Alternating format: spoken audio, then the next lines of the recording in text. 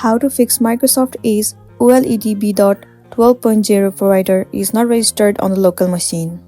Well, if you have the 2007 32-bit version installed, then you can simply install the 64-bit version along it. If you have the 32-bit version of 2010 or 2016 installed, you will have to uninstall it and download the 64-bit version instead. You cannot have both 32 and 64-bit version of the same provider installed at the same time. If you are performing the installation on a development machine, you may also be considered by the bitness of any existing Office installations. Well, the second option is to change the application pool in IIS to enable 32-bit applications. You can use the management tool to do this. Head over to Control Panel and then move into Administrative Tools.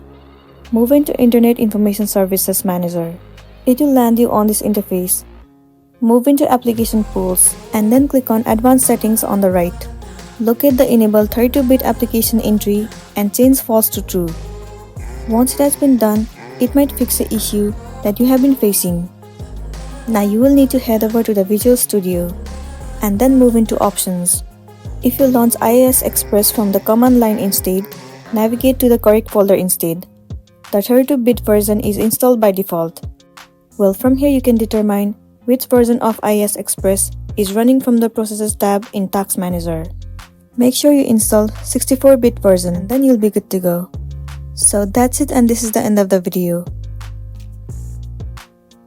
I really hope this video is gonna be helpful for you.